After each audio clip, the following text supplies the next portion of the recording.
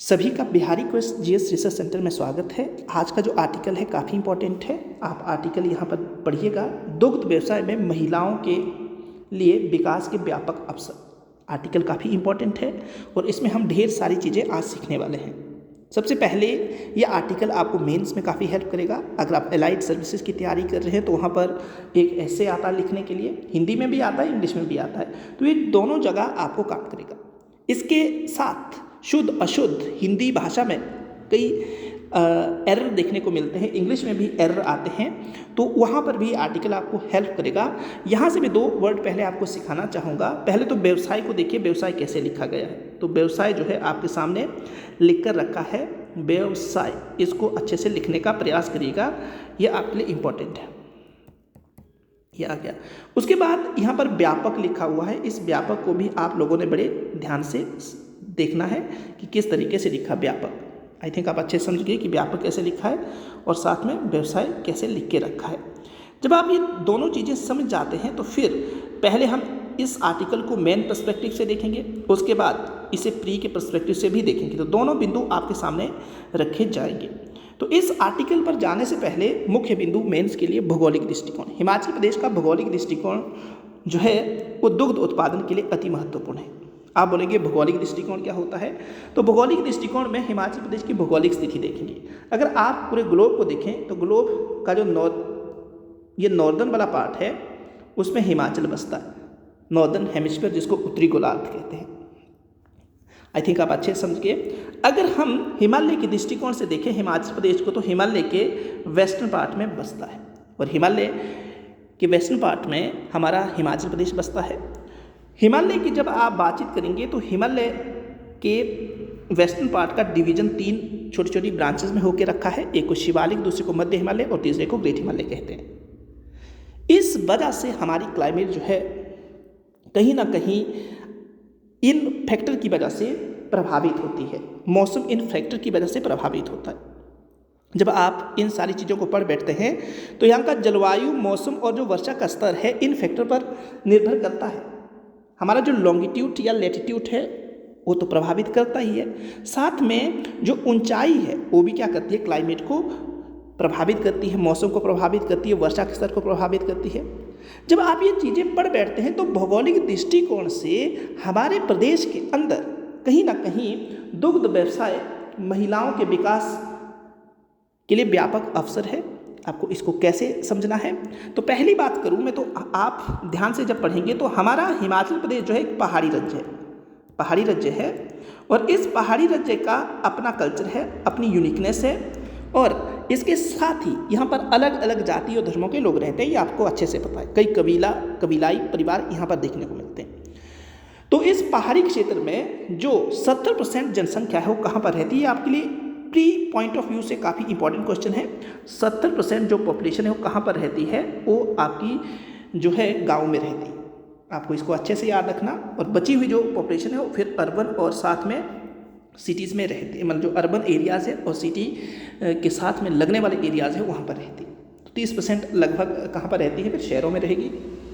अब ये जो 70% आबादी है, इस 70% जब आबादी को आप देखेंगे तो आप थोड़ा सा सोचिएगा कि क्या सभी को रोजगार या सरकारी जॉब मिल सकती है? नहीं, कहीं ना कहीं किसी ना किसी को कुछ काम तो करना पड़ेगा। तो एक दुग्ध व्यवसाय जो है, डेयरी फार्म जिसको कहते हैं, वो काफ़ी एक उज्जवल भविष्य वाला एक रोजगार का साधन है और इस माध्यम से हम रोजगार की तरफ बढ़ सकते हैं। अब ये तो आपको अच्छे से पता चल गया। अब थोड़ा सा और भी ध्यान देना है कि हमारे हिमाचल प्रदेश में जो सबसे ज़्यादा पॉपुलेशन जो लगी हुई है वो कृषि क्षेत्र में लगी हुई है। कृषि क्षेत्र जो है उसमें हमारे हिमाचल प्रदेश की ज़्यादा से ज़्यादा पॉपुलेशन कृषि पर डिपेंडेंट है, कृषि पर डिपेंडेंट। लगभग मान के चलो कि 70% जो लोग हैं वो कृषि पर ही निर्भर करते हैं। ये आपको अच्छे से पता चल गया। पर हमारी कृषि जो है मौसम और वर्षा पर निर्भर करती है, इसको आपने बड़े ध्यान से समझना है। हमारे प्रदेश की जो 78% जो एग्रीकल्चर है वो किस पर निर्भर करती है, वो जो निर्भर करेगी वर्षा पर। और हमारे देश या जो हमारे प्रदेश के अंदर 18% जो है सिंचाई के साधन है। अगर आप लगभग मान के चलें तो थोड़े बहुत बढ़ गए हैं अभी, तो आप थोड़ा सा समझने का प्रयास कीजिए। लगभग 18% हमारे हिमाचल प्रदेश में सिंचाई के संसाधन उपलब्ध है और 78% जो है हमारी कृषि किस पर निर्भर करती है, वर्षा पर निर्भर करती है। तो जब आप भौगोलिक दृष्टिकोण में पढ़ें तो आपको ये चीज़ें जरूर पता होनी चाहिए कि आखिरकार हम कृषि पर निर्भर करते हैं और कृषि के लिए जो फैक्टर है वो कैसे हैं। मौसम आधारित हमारी कृषि व्यवस्था है। अगर मौसम अच्छा हुआ तो ठीक है, नहीं अच्छा हुआ तो कृषि में उत्पादन होने की संभावनाएं काफ़ी कम रहेगी। अब ये तो आपको अच्छे से पता चल गया, पर इसके साथ ही आपको अच्छे से समझना है कि देखिए कृषि में लोग तो लगे हैं, पर क्या दुग्ध व्यवसाय से हमें कुछ फ़ायदा हो सकता है। तो पहला फ़ायदा ये हो सकता है कि रोजगार के अवसर हो सकते हैं। यहाँ पर तो महिलाओं की ही बातचीत की है, पर मैं अगर थोड़ा सा आपको समझाने की बातचीत करूँ तो ये एक तरफा आर्टिकल मुझे लग रहा है, क्योंकि यहाँ पर मेन और जो वुमेन है दोनों के लिए ये रोजगार के अवसर हो सकते हैं। डेयरी फार्म आपको अच्छे से पता चल गया। और जो डेयरी फार्म है तो डेयरी फार्म में रोजगार के अवसर कैसे होंगे। देखो कृषि में तो व्यक्ति लगा ही है, कृषि में जब लगा है तो अगर वो डेयरी फार्म करता है तो डेयरी फार्म से क्या होगा, जो जैविक खाद है उस खाद का उपयोग कहाँ करेगा, कृषि क्षेत्र में करेगा, और कृषि क्षेत्र से जो उत्पाद है उसको मार्केट में बेच रहा है। इसके अलावा जो डेयरी उत्पाद होते हैं जैसे पनीर हो गया, जैसे खोया हो गया, इसके अलावा लस्सी हो गई, दही हो गया, ये दूध के उत्पाद होते हैं। इसके अलावा जो हमारी ये डेयरी फार्म है, डेयरी फार्म से ये सारे के सारे उत्पाद मार्केट में जाते हैं। और डेयरी घी हो गया, मक्खन हो गया, ये कहाँ से जाते हैं। जब ये डेयरी उत्पाद इतने ढेर सारे मार्केट में जा सकते हैं तो डेयरी फार्म से क्या होता है, डायरेक्ट अगर मार्केट मिल जाए तो आपको इनकम आने की संभावना रहती है। अब एक तो ये बात क्लियर होगी। उसके बाद सहकारी उद्यम को भी बढ़ावा दिया जाता है। देखो सहकारी का मतलब है कि आप मिलजुल कर काम करते हैं, मिलजुल कर काम करते हैं। एक व्यक्ति ने पैसा लगाया, दूसरा क्या कर रहा है, काम कर रहा है। तो मिलजुल कर क्या किया जाता है, किसी उद्योग को चलाया जाता है। तो डेयरी भी एक उद्योग है और इसको मिलजुल कर या सहकारी उद्यम को बढ़ावा दिया जा सकता है। सहकारी उद्यम से क्या रहेगा, क्योंकि हमारे देश के अंदर, हमारे प्रदेश के अंदर वित्तीय समस्या है, तो उस समस्या को किस प्रकार से हम मतलब उस समस्या से किस प्रकार हम छुटकारा पा सकते हैं या उसको कैसे ओवरकम कर सकते हैं, तो ये जो सहकारी उद्यम को हम बढ़ावा दे सकते हैं। अब महिलाओं का सशक्तिकरण होगा, क्योंकि हमारी जो ज़्यादातर महिलाएं हैं वो कृषि पर निर्भर है। हिमाचल प्रदेश की ज़्यादातर महिलाएं कृषि पर निर्भर है और ये कृषि पर लगभग 70% जो महिलाएं हैं कृषि पर निर्भर है। अब ये कृषि पर निर्भर होने के साथ साथ ही यहाँ से ज़्यादा इनकम नहीं आती है, तो अगर वो डेयरी फार्म साथ में करती है, डेयरी फार्म को खोलती है, तो यहाँ से उनको इनकम आएगी। इनकम जब आती है तो कोई भी व्यक्ति जो उसका निर्णय होता है, सेल्फ निर्णय होता है, वो आत्म निर्णय ले सकती है, उसकी सोचने समझने की क्षमता बढ़ सकती है। तो इससे क्या होगा कि महिलाओं का सशक्तिकरण होगा, क्योंकि महिलाओं का सशक्तिकरण का मतलब होता है कि महिलाएं इंडिपेंडेंटली अपना डिसीजन लें। अगर वो ऐसा कर पाती है तो इसका मतलब ये हुआ कि महिलाएं जो है वो क्या है, सशक्तिकरण है, एम्पावरमेंट हो गया महिलाओं का। पर हमारे हिमाचल प्रदेश में और साथ में पूरे भारत की बातचीत करें तो अभी भी महिलाएं सशक्तिकरण की तरफ नहीं है। कहीं ना कहीं कुछ एक महिलाओं को छोड़कर मैक्सिमम महिलाएं किसमें देखने को मिलती है कि उनका एम्पावरमेंट नहीं हुआ है। उनके जो डिसीजन होते हैं कोई और लेता है, चाहे उनका कोई मम्मी पापा हो सकते हैं, भाई हो सकता है या हस्बैंड हो सकते हैं, ये डिसीजन लेते हैं। तो यहाँ पर अभी भी समाज में डोमिनेंस टाइप की जो थिंकिंग है वो देखने को मिलती है। और उसके पीछे एक ये भी कारण है कि महिलाएं जो होती है आर्थिक तौर पर पूर्ण रूप से आत्मनिर्भर नहीं होती है। तो अगर ये डेयरी फार्म आता है तो कहीं ना कहीं महिला का सशक्तिकरण हो सकता है, ये आपको अच्छे से याद रखना। फिर देखिए जब समस्या की बातचीत करें तो जो ये दुग्ध उत्पादन है इसमें ढेर सारी समस्याएं आती है। तो इन ढेर सारी समस्याओं की जब बातचीत करें तो ये ढेर सारी समस्याओं से निपटने के लिए हमारे प्रदेश के अंदर स्वयं सहायता समूह का योगदान लिया जा सकता है। वो जागरूकता लोगों के अंदर फैला सकते हैं, जागरूक कर सकते हैं, वित्तीय सहायता दे सकते हैं जितनी वो दे सके। चुनौतियों से निपटने के लिए सरकार का सहयोग लिया जा सकता है और सामूहिक और साथ में वित्तीय सामूहिक सहयोग भी हो सकता है गवर्नमेंट का, और साथ में वित्तीय सहायता भी दे सकती है गवर्नमेंट। और जो उन्होंने नीतियां बनाई है उसका उचित तरीके से उसको लागू किया जाए और लोगों तक पहुंचाया जाए। जिन लोगों को ये नीतियाँ, जिन लोगों के लिए नीतियाँ बनाई गई है, वास्तविक तौर पर उन तक ये पहुंचाई जानी चाहिए। चुनौतियाँ व हल। चुनौतियाँ मैंने आपको बताया, वित्तीय समस्या है।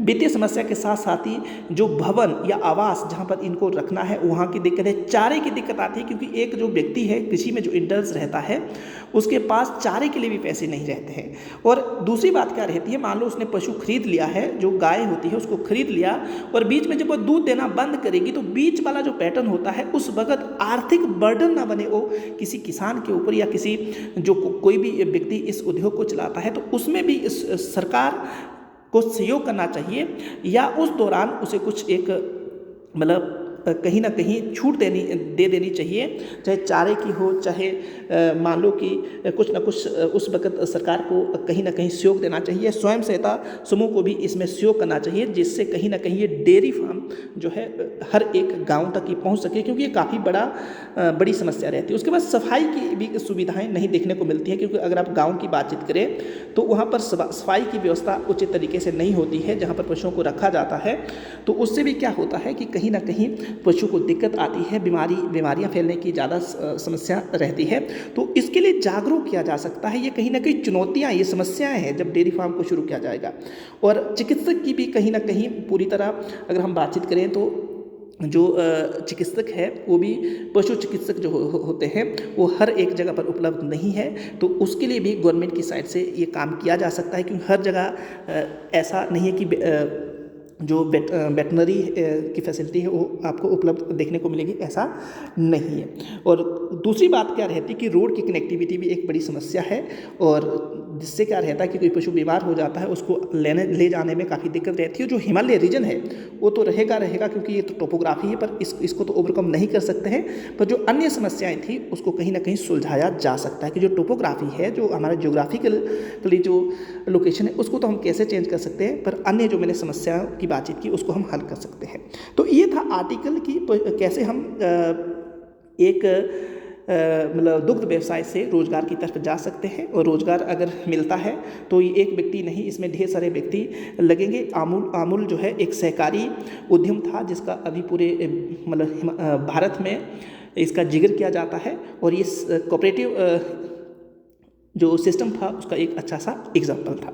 अब प्री के लिए क्या क्या चीज़ें आपके लिए इंपॉर्टेंट है, तो पहले प्राथमिक क्षेत्र की बातचीत करें तो प्राथमिक क्षेत्र में कृषि तो आता ही है, साथ में जो मैंने ये दुग्ध उत्पादन की बातचीत की, ये भी प्राथमिक क्षेत्र की एक्टिविटी होती है।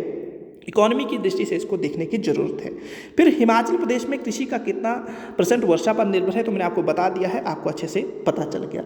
फिर दूध गंगा एक हिमाचल प्रदेश की योजना है, 2009 के आस पड़ोस में चली और 25 सितंबर की बातचीत है, और नाबार्ड की सहायता से इसको चलाया गया। ये गवर्नमेंट की साइड से इनिशिएटिव है। कुछ एक सब्सिडी जो है फार्मर को दी जाती है, अगर वो 10 पशु खरीदते हैं तो उनको ये फैसिलिटी दी जाएगी। एक अच्छा इनिशिएटिव है, पर इसके साथ ही मैंने जो उपरोक्त आपको समस्याएं बताई कि ढेर सारी समस्याएं रहती है। एक किसान को पशु ही नहीं चाहिए, एक डेयरी फार्म खोलने वाले को पशु ही नहीं चाहिए, बीच वाला जो स्पैन रहता है उस वक्त उनके पास कई बार इतने मतलब मनी नहीं बची होती है कि उस टाइम को मतलब जब पशु दूध नहीं देता है उस वक्त का जो एरा होता है क्रिटिकल एरा होता है, तो कई बार उस दौरान वो पशु को बेच देते हैं, तो ये डेयरी फार्म जो होता है सक्सेस नहीं हो पाता है।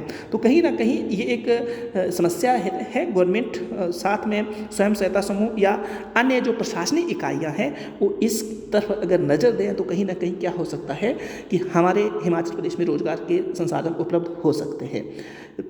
फिर दूसरी बात क्या है, दूध एक है। दूध में कौन कौन से भोजन के तत्व होते हैं? दूध एक है। दूध एक आपको अच्छे से याद रखना एक प्रकार का संतुलित आहार है, और इसमें ढेर सारे कंपोनेंट ऑफ फूड देखने को मिलते हैं। जैसे मैं बातचीत करूं तो कार्बोहाइड्रेट इसमें होता है, फैट इसमें होता है, कैल्शियम होगा इसमें, और इसके अलावा अन्य ढेर सारी चीज़ें दूध में देखने को मिलती है। विटामिन मिनरल इसमें देखने को मिलते हैं। तो ये दूध पूरा का पूरा संतुलित आहार होता है, जो आपको अच्छे से याद रखना है।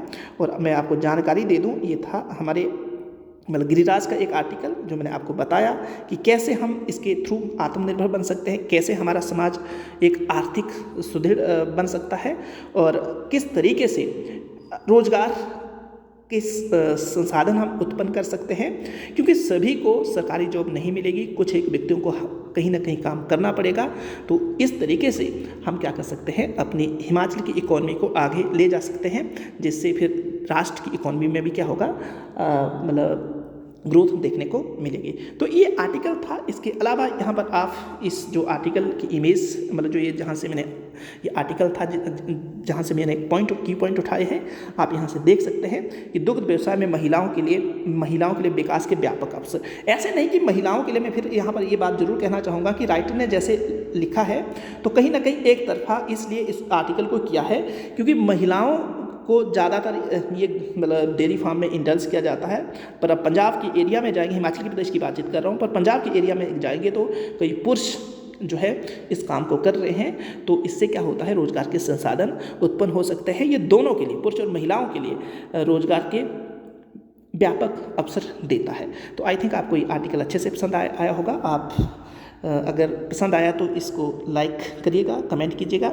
और साथ में मैं आपको बता दूं कि जो भी बच्चे अगर पेड क्लासेस में आना चाहते हैं तो जो पटवारी बैच है वो शुरू हो चुका है, HP पुलिस का बैच शुरू हो चुका है, TST का बैच चला हुआ है, अभी TST का जो बैच है चला हुआ है, PST का फर्स्ट पेपर जो है उसका बैच भी चला हुआ है। इसके अलावा PYQ सीरीज़ चली हुई है, PYQ सीरीज़ है। GS के आप कोई भी सब्जेक्ट पढ़ना चाहे वो हिस्ट्री हो, पॉलिटी हो, ज्योग्राफी हो, इकोनॉमी हो, साइंस हो, करंट अफेयर हो, तो आप आ सकते हैं। इसकी भी क्लासेस चली हुई है, ये आपको अच्छे से याद रखना। और मैं आपको बता दूं कि अगले संडे को एक मैराथन होने वाली है जिसमें हम मॉडर्न हिस्ट्री के 1000 क्वेश्चन करने वाले हैं और इसकी कॉस्ट रखी है 299 रुपये और इस पर भी 30% आपको डिस्काउंट देके रखा है। तो अगर आप में से कोई बच्चा जुड़ना चाहता है तो इस पे आप कांटेक्ट कर सकते हैं। अन्य क्लासेस जो है कुछ एक मेंस की क्लास शुरू हो चुकी है, जैसे एलाइड मेन की तैयारी के लिए अगर कोई बच्चा आना चाहता है तो वो ज्वाइन कर सकता है, चाहे एस्से राइटिंग हो, चाहे फिर GS का सेक्शन रहे या लैंग्वेज के जो सेक्शन रहते हैं उसके लिए वो जुड़ सकता है। उसको अच्छे तरीके से तैयारी करवाई जाएगी। प्री प्लस मेन की तैयारी आपको अच्छे से करवाई जाएगी। आप में से कोई भी बच्चा अगर जुड़ना चाहता है तो इस नंबर पर फ़ोन जरूर कीजिएगा, 9625392020। आई थिंक आपको अच्छे से पता चल गया और आज का सेशन इतना ही था। धन्यवाद। जय हिंद।